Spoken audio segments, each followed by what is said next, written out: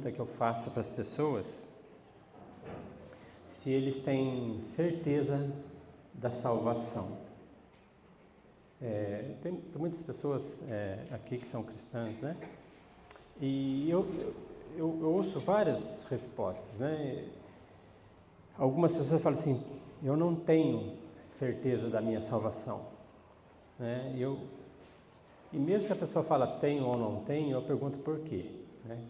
O que te leva a ter essa convicção, essa certeza? Algumas pessoas falam, pastor, eu não tenho certeza da minha salvação porque eu não sou perfeito. Eu peco, eu faço as coisas erradas, né? E outras pessoas falam assim, eu tenho certeza. Eu falo, por quê? Né? E ela fala assim, porque eu sou uma boa pessoa. Eu não faço nada errado. Esse é o pensamento natural das pessoas. Alguns lugares eles dividem a pessoa entre uma pessoa boa e uma pessoa ruim, né? E quem que é pessoa boa, quem que é ruim, né? Aí vai muito do critério da pessoa.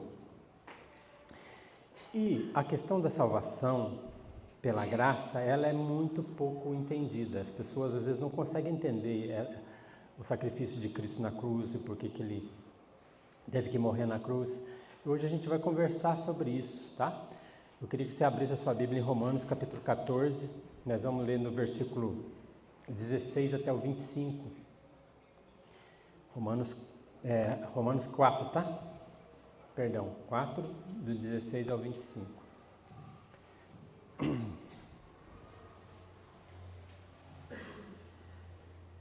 E talvez você tenha vindo aqui também com esse pensamento de, será que Deus vai me condenar? Ou por que Deus condena o homem? Ou todo homem é pecador, todo homem merece ser condenado. Então a salvação pela graça é algo que a gente tem que compreender, né?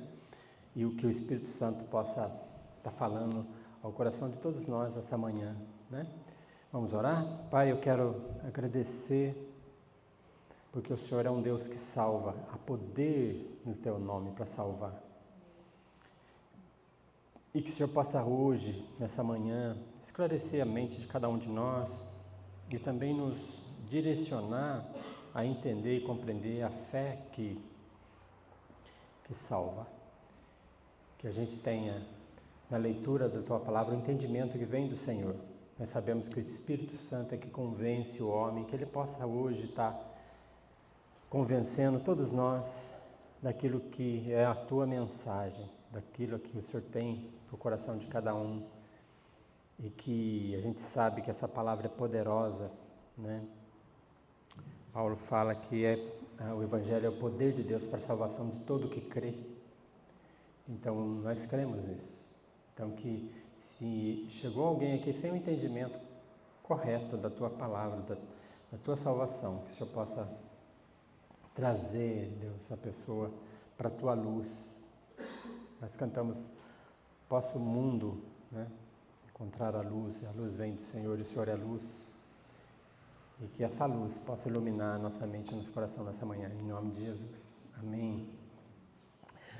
Romanos 4, a partir do 16, diz assim: Esta é a razão por que provém da fé, para que seja segundo a graça, a fim de que sejam firme a promessa para toda a descendência, não somente ao que está no regime da lei, mas também ao que é da fé, que teve Abraão, porque Abraão é pai de todos nós, como está escrito, por pai de muitas nações te constituí, perante aquele no qual creu, o Deus que vivifica os mortos e chama à existência as coisas que não existem. Abraão, esperando contra a esperança, creu, para vir a ser pai de muitas nações, segundo o que lhe fora dito, assim será a tua descendência.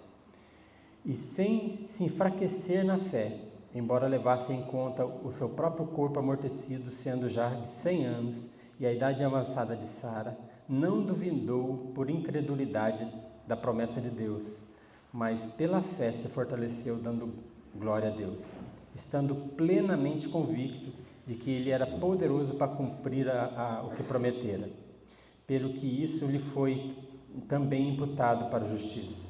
E não somente por causa dele, está escrito que lhe foi levado em conta, mas também por nossa causa, posto que a nós igualmente nos será imputado, a saber, nós que cremos naquele que ressuscitou dentre os mortos a Jesus, o nosso Senhor, o qual foi entregue por causa das nossas transgressões e ressuscitou por causa da nossa justificação. Amém? Nos dias que Paulo escreve essa carta aos Romanos, existia um conflito, né? Os judeus, eles se orgulhavam de ser judeus, da descendência de Abraão. Abraão era reverenciado, né, como o fundador de Israel. Então, todo israelita, e a gente vê também nos evangelhos, as pessoas falam assim, eu sou filho de Abraão, né? Abraão, ele era considerado pelos judeus como o patriarca mesmo, e alguns achavam que Abraão não tinha tido pecado, não tinha cometido pecado, né? A gente sabe, a gente conhece a história de Abraão, sabe que ele foi pecador também, né? Mas tinha a questão também da lei. Eles achavam que, como descendentes de Abraão, e a lei foi dada aos judeus, né, através de Moisés, eles se orgulhavam de serem do sangue, da família de Abraão. E esse orgulho, né, eles achavam que a salvação para eles era automática. Eu guardo a lei, eu sou da descendência, eu sou descendente de sangue de Abraão, né? E Paulo vai quebrar esse argumento justamente com a pessoa que eles mais reverenciavam, que era Abraão, né? E Paulo sabe como é isso. Paulo, ele sabia o que era ser orgulhoso, né? Lá em Colossenses, Paulo fala assim, ele confiava nele mesmo, né? Ele falou assim, eu fui circuncidado ao 8º dia, né? A circuncisão era um pacto que Deus fez com Abraão, lá atrás, né? E Deus fala assim, a todo o descendente homem que nascer, da sua descendência vai ser circuncidado, né? Tanto que a gente tem duas religiões hoje que circuncidam filhos, que é o judaísmo, né? E o islamismo também, porque para o Islã, tá? Só para você saber, para o Islã, Ismael que era a descendência e não Isaac, né?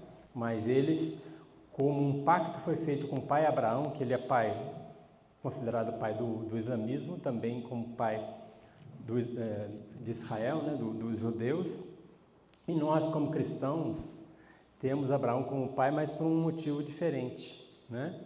Então Paulo fala assim, eu fui circuncidado ao 8º dia, eu sou da linhagem de Israel, né? Ele fala assim, eu sou da tribo de Benjamim, né? Das 12 tribos de Israel, ele é da tribo de Benjamim. Benjamim é o irmão mais novo de José, filho da mesma mãe que José, né?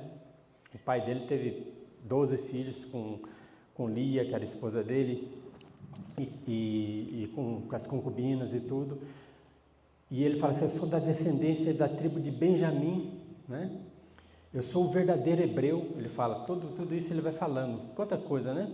Quanto à lei, eu sou fariseu. O fariseu era um povo que tinha muito, talvez se aproximasse mais daquilo que era o correto, né? Na religião judaica. Então ele se orgulhava disso, né? Ele fala assim, eu sou obediente à lei, eu sou zeloso, né? Quanto ao zelo, eu sou fui perseguidor dessa igreja, dessa seita, né? Cristã. E justo quanto à lei, eu sou irrepreensível. Essa era o perfil de Paulo, né? Antes de converter. E ele fala, quando ele fala para esses judeus, ele sabe bem o que é isso, se orgulhar de si mesmo. Ele tinha a noção que a salvação dele era por quem ele era, pela descendência dele, pelo que ele fazia. Mas quando ele se converte, quando ele entende a salvação pela graça, ele fala assim, tudo isso que eu considerava como lucro, né? Hoje eu considero como perda. Por isso que é tão difícil a gente evangelizar uma pessoa religiosa, uma pessoa zelosa pela lei, pela sua religião, né? Ela acha que aquilo que ela está fazendo é o que agrada a Deus, né? Tanto que você se conheceu um islâmico que um muçulmano que realmente é zeloso por aquilo que ele acredita, ele faz tudo aquilo, né? Ele ora, ele dá esmola, porque ele acha que aquilo vai aproximar ele de Alá, né? Ele até se sacrifica pelos seus ideais, né? Então, o religioso, geralmente, ele se orgulha da sua religião. Por isso que a gente não prega religião.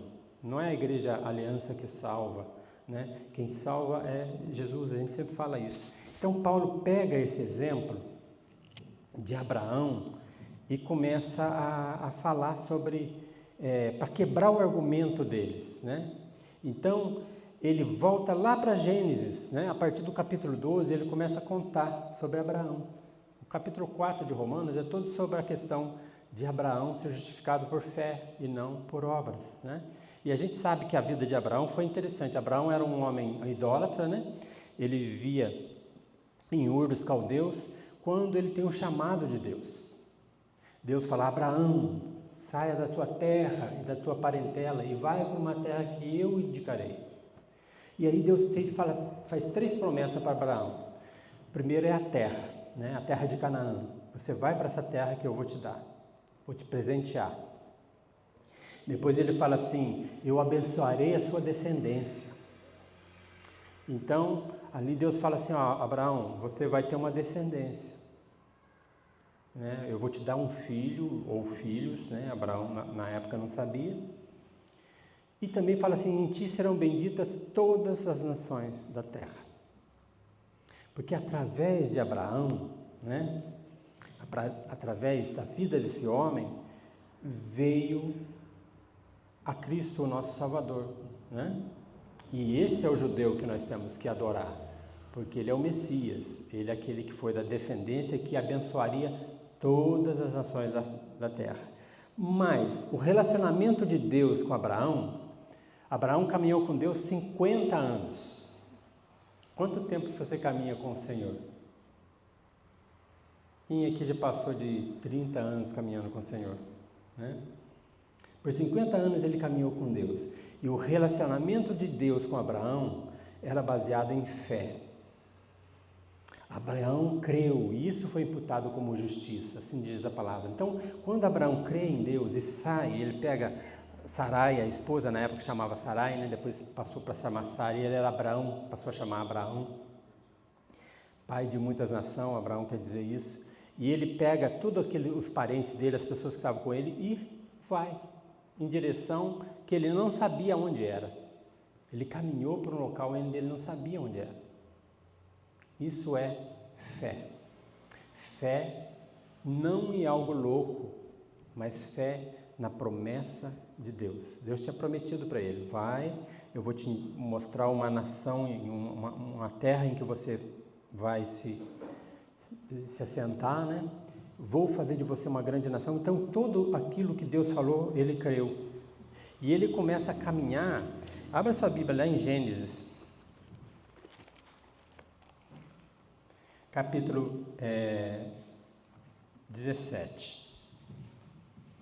E é interessante que nessa caminhada de 50 anos de Abraão, tem momentos em que ele cai, que ele age conforme a vontade dele e não conforme a vontade de Deus, e aí vem todos os problemas que até hoje a gente vive, tá? Antes desse Gênesis 17, no Gênesis 16, Sarai fala para Abraão: Abraão, eu já estou ficando velha, não vou ter filho. Então eu vou pegar a minha serva Agar, e você fica com ela e ela vai ter um filho, e ele vai ser sua herança. E aí Abraão obedece à mulher, fica com Agar e tem um filho chamado Ismael. E ali ele fala assim: tá certo, é isso que eu vou fazer. E todas as vezes que a gente age conforme a nossa vontade, achando que é a vontade de Deus, nós erramos. E as consequências são muito ruins para nós. Por isso que a Bíblia fala assim: o justo viverá pela fé. E aqui faltou fé para Abraão. Por isso que eu falo, Abraão não foi perfeito. Ele fez algumas coisas nesses 50 anos que foi realmente errado, né? Mas no Gênesis 17, do 16 ao 19, Deus chama Abraão e fala para ele assim: abençoá-lo-ei, né? Ele fala sobre Sarai, a mulher dele. Abençoá-lo-ei e te darei um filho. Sim, eu abençoarei e ela se tornará uma nação. Reis de povos procederão dela. Tudo isso vai acontecer lá na frente, tá? Deus está falando algo que Abraão vai crer pela fé. Ele não vai ver isso aqui, mas ele entende. Deus vai fazer. Então, se prostrou Abraão de rosto em terra e se riu. Interessante, né? Abraão ri daquela promessa de Deus, daquilo que Deus está fazendo, mas não é um rio de deboche, sabe? Aquele riso de, eu não sei, às vezes você ri de alegria misturada com Deus vai fazer, né? E fala assim, e disse consigo: a um homem de 100 anos há de nascer um filho, dará à luz Sara com 90 anos, né? Isso foi 13 anos depois do nascimento de Ismael, tá? Essa promessa aqui. E aí, ele faz essa pergunta. E disse Abraão a Deus: tomara que viva Ismael diante de ti. E Deus lhe respondeu: de fato, Sara, tua mulher, te dará um filho. Não é de Ismael, é um outro filho. É de Sara que vai nascer esse filho. E lhe chamarás Isaque. Estabelecerei com ele a minha aliança perpétua para a sua descendência. Então ele com 100 anos, a esposa com 90. Aí se você não tem filhos, né? Você pode pensar, puxa vida, ainda tem tempo, hein? Quantos anos você tem? Eu estava falando com a Zita essa semana sobre isso. Zita, 4 só, será que não é pouco? Aí a gente olha para os filhos e fala: pelo amor de Deus, pai, não faz um negócio desse. Não, mas Deus sabe todas as coisas. Mas é interessante que aqui na situação, eu acho que tem médicos aqui, sabe que uma mulher de 90 anos, um homem de 100 anos, ter filhos, é impossível. Não é possível. Mas no 18:14, fala assim, Gênesis 18:14. Fala assim: acaso para o Senhor a coisa demasiadamente difícil? Aqui os anjos estão falando com Sara. Daqui a 1 ano, neste mesmo tempo, voltarei a ti e Sara terá um filho. E foi o que aconteceu. Acaso para o Senhor a coisa impossível? Acaso para o Senhor alguma coisa impossível, irmãos? Não. Espero que você creia nisso, tá? Mas naquilo que Deus promete. Naquilo que Deus está estabelecido na palavra. Tem muitas coisas que Deus tem como promessa para nós a palavra. E aí a gente tem que ter a certeza daquilo que Deus prometeu, Ele vai fazer, né? Deus, Ele é sobrenatural. Nós vivemos num mundo em que a gente não tem controle sobre as coisas. Deus tem todo o controle. E Ele vai forjando a fé de Abraão. 50 anos trabalhando. E ele é considerado o pai da fé porque, se a gente for vendo os passos de Abraão, cada vez mais ele crê, cada vez mais ele confia, né? E a nossa confiança em Deus e a nossa fé em Deus, ela é forjada. E quanto mais nós conhecemos a Deus, quanto mais a gente tem intimidade com Deus, mais a gente tem fé.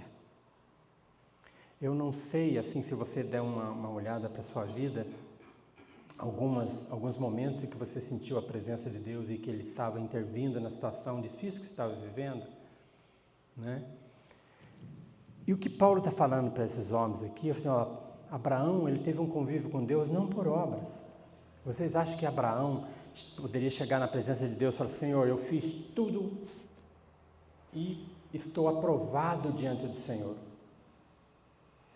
Não. A única coisa que Abraão podia falar para Deus e o que ele fez é: eu creio no Senhor. E através da fé, a gente vai falar isso mais para frente, eu vou tratar esse assunto de fé, né? A fé, ela gera em nós obediência e gera em nós alguma coisa que nós podemos fazer, né? Mas não para a glória nossa, para a glória de Deus, né? Então, a gente vê nessa história 3 aprendizados que a gente pode ter com Abraão. E é importante que o primeiro aprendizado está no versículo 16 e 17. Tá? A salvação é pela graça, mediante a fé. Isso é o que Paulo bate em todo esse livro de Romanos. Essa é a razão por que provém da fé, para que seja segundo a graça, a fim que seja firme a promessa para toda a descendência, não somente ao que está no regime da lei, mas também ao que é da fé que teve Abraão. Abraão, pois é o pai de todos nós. Então a salvação, eu não consigo ser salvo por aquilo que eu faço, pela minha religião, como eu falei, pela minha bondade, mas é somente pela fé. Se nós formos sinceros, se nós consultar o nosso coração, nós somos pecadores. E o pecado faz separação entre nós e Deus. Não tem condição de nenhum ser humano chegar na presença de Deus e falar, eu fui perfeito. Não, nós não conseguimos. Por isso que é por meio da fé. É o único modo, né? E ele fala que sim, não só para Abraão, mas para todos nós. E ele fala assim, como está escrito no 17, por pai de muitas nações te constituí, perante aquele o qual creu, o Deus que vivifica os mortos. Nós estávamos mortos nos nossos delitos e pecados, e Deus nos deu vida por meio de Cristo, é isso que fala a palavra, né? Ele chama a existência as coisas que não existem. Então, quando eu caminhava sem Cristo, eu não tinha certeza de nada, não tinha esperança de nada, né? Eu caminhava a minha vida achando que eu era bom, achando que Deus não ia me condenar porque eu era muito bom, mas a partir do momento que eu fui confrontado com o Evangelho mostra para nós que nós não somos bom coisa nenhuma. E a fé em Deus leva ao arrependimento, ao entendimento, eu sou pecador, né? Então, Abraão, quando ele caminhava na presença de Deus, ele não caminhava soberbo com a cabeça em pé, eu sou bom, não. Todas as vezes que a gente vê Abraão, no momento em que ele está com Deus, é prostrado. A gente leu um texto ali que ele se prostra diante de Deus, porque ele sabe que ele não tinha condição nenhuma de chegar na presença de um Deus santo, né? Todos os profetas, né? A semana passada eu preguei sobre Jeremias, ele se coloca na presença de Deus, humilhado diante de Deus. Eu não tenho condição de nada, eu não sou nada perante o Senhor, né? Então, eu quero que você tenha convicção que a salvação é só pela graça. Graça é favor imerecido, nós não merecemos, é um presente de Deus. E nós só conseguimos ter a certeza da salvação quando a gente crê. E não é uma fé vazia, é uma fé transformadora. É uma fé que deposita toda a confiança em Deus. E o meio que Ele proveu para a salvação minha e sua foi a morte do Filho querido, perfeito, na cruz. Essa é a pregação do Evangelho. Nós estávamos perdidos, nós estávamos mortos, mas Deus nos deu vida através de Cristo, né? E a gente vê aqui algumas características dessa fé de Abraão. No versículo 18 ao 21, fala assim, no 18 fala assim, Abraão esperando contra a esperança, né? Porque é interessante essa questão, né? Deus faz o sobrenatural. Então, tudo que Deus propõe para Abraão, ele só poderia aceitar e fazer com confiança total. Por ele mesmo, ele não tinha condição de pegar a esposa dele com os filhos dele e sair para uma terra e conquistar aquela terra. Ele confia que ele vai sair, que Deus falou, eu te darei uma terra. E aí ele vai. E todo o caminho de Abraão, ele vai aumentando, né? Depois ele creu contra a esperança, uma mulher de 90 anos e ele com 100 vai ter filhos. Complicado, né? A fé crê contra toda a lógica. Contra toda a lógica. Por isso que eu falo para vocês que eu tenho certeza da minha salvação.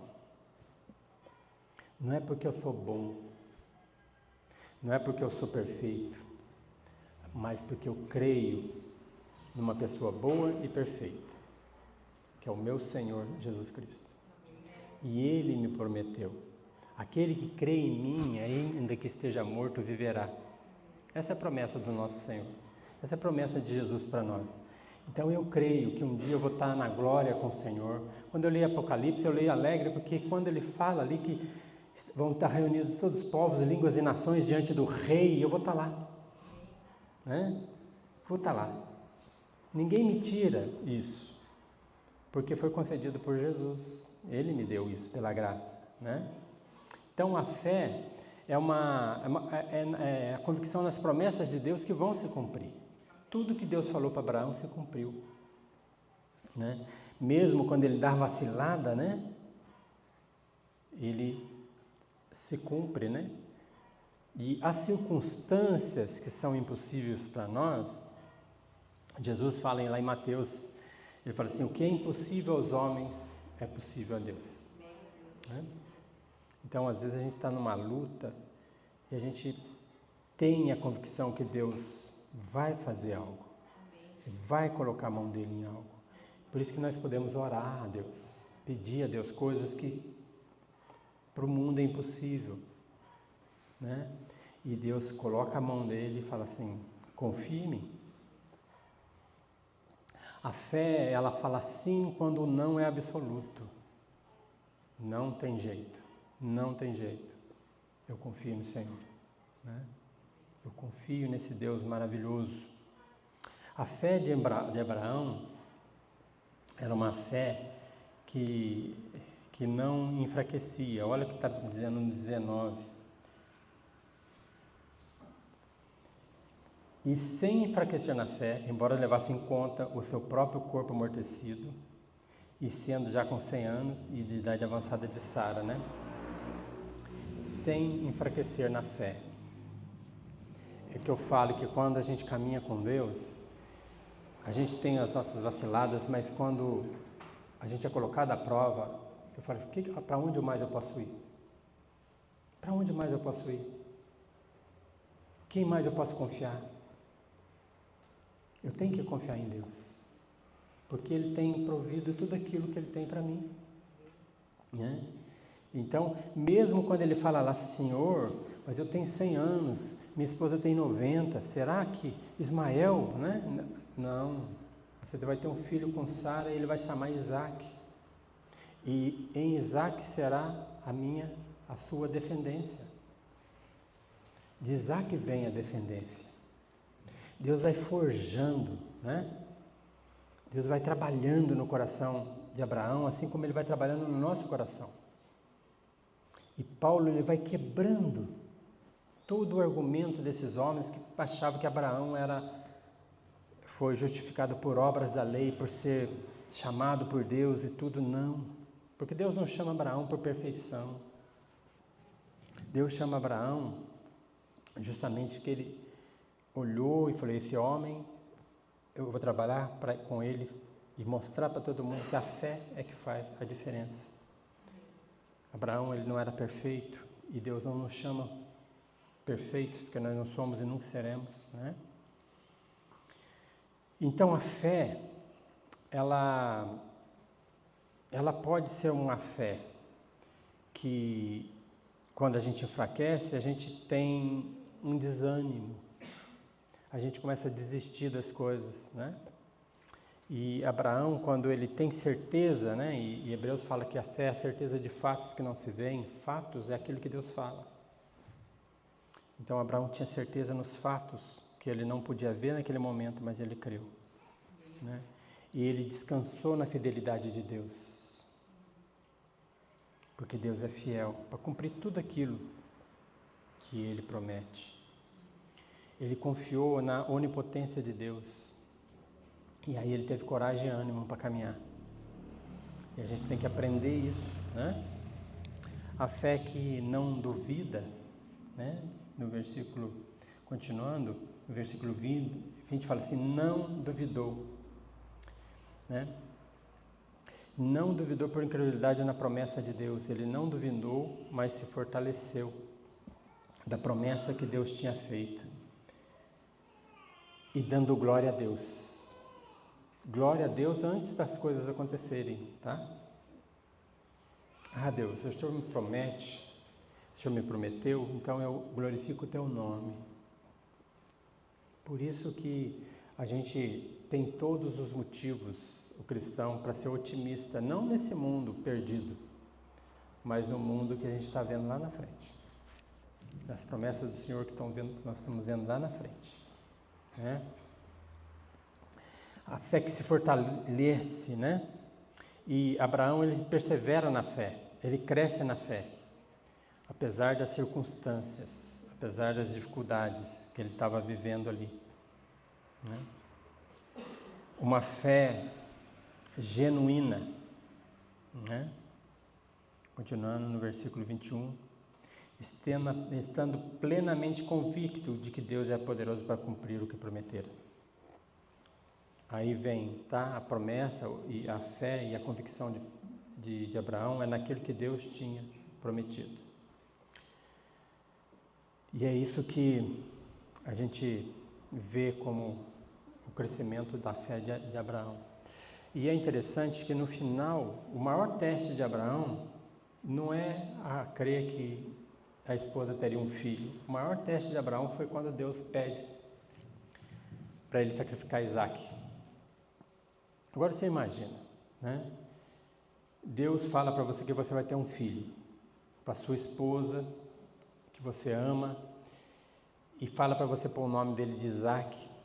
E aí quando ele nasce e ele cresce, ali para os 12 anos, Deus fala assim, olha, pega o seu filho, seu único filho, e leva para sacrificar por mim. Abraão pega o filho Isaac, pega a lenha, né? Pega o instrumento de sacrifício e vai caminhando com Isaac. E nessa caminhada, Isaac fala assim, pai, estou vendo tudo aqui para sacrifício, mas onde está o cordeiro? Né? E ele fala para o filho dele assim, Deus proverá, meu filho, Deus proverá. E ele vai caminhando e chega no momento em que o filho dele está deitado. O filho dele agora amarrou o filho dele, deitou o filho dele fala, sou eu o sacrifício. Ele entende isso. E na hora que ele estende a mão sobre o filho, fala, Abraão, não faça isso. E Deus provê o sacrifício. Esse é o momento em que talvez qualquer um de nós fraquejasse na fé. E ele foi até o fim. Né? Sabe por quê? Lá em Hebreus fala assim, Abraão, quando ele foi sacrificar o filho dele, ele sabia que Deus poderia ressuscitar o próprio filho. Porque Deus prometeu que Isaac seria a descendência dele, Isaac não tinha nem casado, não tinha nem filho. De Isaac será a minha descendência, então Deus vai fazer. Eu posso até matar meu filho, mas ele vai ressuscitar esse menino, e esse menino vai ser pai dos meus netos e aí da minha descendência.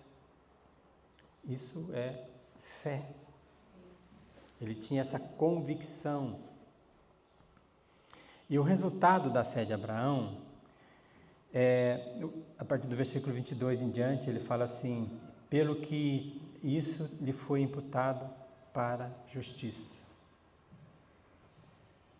Não foi por ele ser um homem bom, não foi por ele ser um homem perfeito, não foi pelas obras que ele fez, mas porque ele teve fé, ele creu, ele confiou em Deus. E isso foi imputado para ele como justiça. Nós somos justificados por Deus quando cremos. Quando a gente entende que o sacrifício do filho lá de Abraão, lá que ele não sacrificou, o Filho de Deus perfeito foi sacrificado na cruz. Por mim e por você. Ele morreu na cruz pelos meus pecados e pelos seus pecados. E quando eu creio nisso, Deus, então está pago. Jesus fala na cruz assim, está consumado. Né? E aí Abraão, pela fé, é declarado justo. Né? Para você entender mais ou menos, É como se fosse um juiz que é trazido para ele um menino que cometeu um crime muito grave e a pena de condenação é morte. E aí ele no julgamento ele não tem misericórdia. Ele vai falar, olha, você cometeu um crime muito grave, então você está condenado à morte. E aquele menino é filho desse juiz. E ele pega, desce da onde ele está, vai até o menino, tira a toga dele, cobre o menino e fala, não, você está livre e eu vou morrer no seu lugar. Para a gente entender, Jesus, ele olha para todos nós merecíamos morrer condenado à morte, todos nós. Mas quando ele vai para a cruz, ele morre e o castigo dele é o que eu merecia, ele morre a morte que eu merecia, eu deveria morrer. E nesse momento, todo aquele que olha para Cristo e crê nele, tem a salvação. E ele continua, no texto 23, e não somente por causa dele está escrito que lhe foi levado em conta, mas também por nossa causa. Não somente Abraão. Nós nos identificamos com Abraão pela fé. E não somente, por causa dele, mas está escrito também, levando em conta, mas também por nossa causa, posto que nós igualmente nos será imputada, a saber, nós que cremos. Nós que temos a confiança em Cristo, nós que cremos em Cristo. Cremos naquele que ressuscitou dentre os mortos, a Jesus, o nosso Senhor, o qual foi entregue por nossa transgressão. Ele morreu na cruz pelos meus pecados, pelos seus pecados. E ressuscitou para a nossa justificação. Quando ele vence a morte, ele ressuscita, ali ele nos dá a esperança. A morte não tem mais poder sobre a nossa vida, nem sobre a minha vida, nem sobre a sua vida. A morte e a ressurreição de Cristo são fatos que nós não vimos, mas cremos. Você pode falar assim, eu creio na história, mas tem muita gente que acontece tudo, mas nós cremos.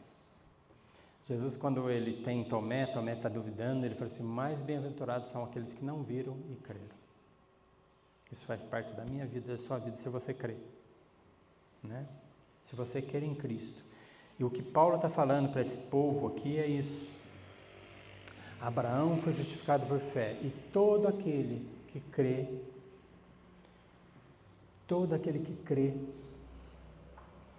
assim é filho de Abraão. Não é mais a circuncisão que nos leva à salvação, não é mais a nossa guarda da lei, apesar que a lei é boa, É na lei que a gente revela para nós como nós somos pecadores, mas nós somos salvos não por guarda de lei, mas por fé.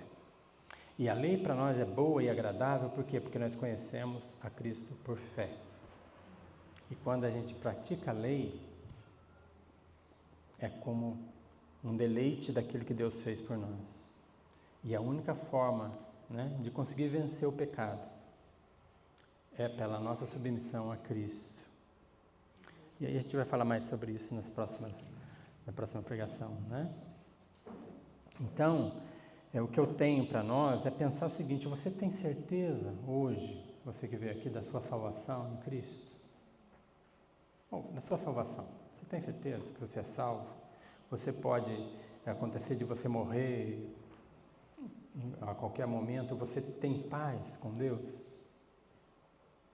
Ou você ainda tem dúvida, será que se eu morrer hoje eu vou para o céu? Vou ser salvo? Muitas pessoas têm essa dúvida. Por isso que quando eu pergunto para as pessoas falam que sim, algumas pessoas falam para mim que sim, porque elas não querem mais ouvir eu falar. Elas falam, mas por quê? E o porquê é tão ruim de responder às vezes, O meu irmão fazia isso comigo, falava, por que você tem certeza da sua salvação? Porque eu sou bom. Eu não sou tão ruim assim, Aí eu falei assim, eu falava para ele assim, mas como que pode? Uma pessoa rouba uma bala é condenada, uma pessoa rouba milhões é condenada. Eu falei assim, mas é roubo, é pecado. Eu falei, mas Deus é injusto. Eu brigava com ele e tal. Aí quando eu comecei a entender a gravidade do pecado, eu me vi sem chão, sem esperança, né? Tem uma história de um senhor que estava lendo a Bíblia e ele falava para a mulher, eu vou ler esse livro aqui. Aí ele chegava para a mulher, esse livro aqui é meio estranho, ele tem umas coisas bem esquisitas nesse livro aqui. Aí depois ele falou, mulher, se esse livro estiver certo, nós estamos errados. Aí ele falou, mulher, se esse livro estiver certo, nós estamos condenados. Aí no final ele falou, mulher, se esse livro estiver certo, nós temos uma esperança. E a esperança é Cristo. Não por obras. Não por obras. Você acha que às vezes você é bom, que você vai chegar na presença de Deus e vai chegar para Ele e falar, Senhor, eu fiz isso bom, tal.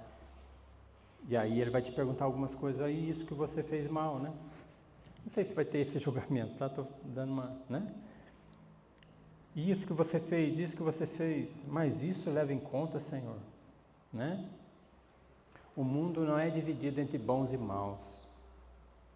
O mundo será dividido entre aqueles que creem e aqueles que não creem. Aqueles que o sangue de Jesus purificou de todo pecado e aqueles que rejeitaram a Cristo. Assim vai ser dividido no dia do juízo, né? Os salvos pela fé e os condenados pelos seus pecados. E para a gente estar pensando qual identidade nós temos. Como que a gente enxerga Abraão? Como um homem que foi muito bom, perfeito, que se justificou diante de Deus pelo que ele fez? Ou como um homem que foi justificado por fé?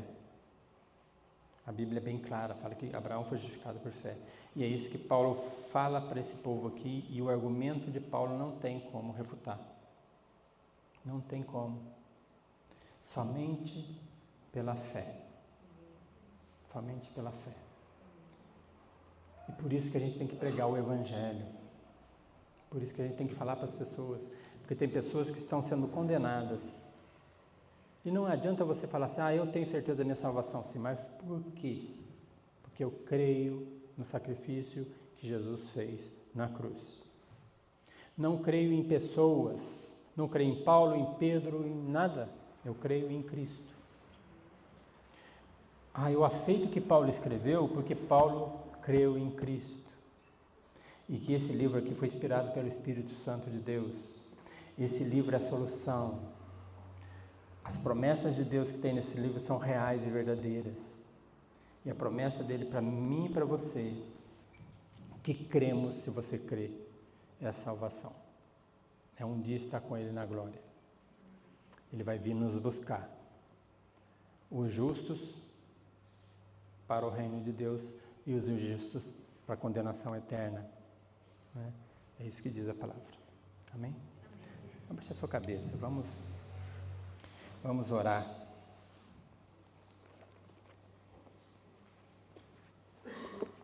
Entenda que a pregação do Evangelho, ela só tem um caminho, né? Não existe vários caminhos, só tem um caminho. A salvação é só em Cristo. Não é a Igreja Aliança que salva, mas a mensagem do Evangelho é que salva. A mensagem do Evangelho é que faz e toca, né? E deve tocar no nosso coração. Então, eu vou falar com você que veio aqui hoje, nessa manhã. Você tem certeza da sua salvação? Se você não tiver, é como eu falei, se você fala assim, Senhor, eu não sei, eu não tenho certeza. Mas como que eu posso ter essa certeza, essa convicção da salvação? É só entender que você é pecador. E o salário do pecado é a morte. Todo que comete pecado será condenado. Mas também o Evangelho é a boa notícia porque fala o seguinte, que Jesus pagou o preço pelo pecado de todos nós. Ele morreu na cruz e pagou o preço. E quando Jesus, ele paga esse preço, não tem mais preço para ser pago. Nenhuma atitude que você faça vai comprar aquilo que Jesus fez, porque é graça. Mas aí eu vou continuar vivendo a minha vida como eu estou? Não, porque não tem como viver a vida como nós estamos, sendo que Cristo é o meu Senhor agora. E se Ele é meu Senhor, eu tenho que viver uma vida conforme agrada a Ele. Tem alguém aqui que não tem certeza de salvação, mas quer entregar a vida para o Senhor Jesus? Vou fazer um apelo. Se você nunca fez isso, nunca entregou sua vida para Jesus, eu vou te dar uma oportunidade aqui de fazer um gesto, levantar a mão onde você está. Queria que a igreja orasse, né?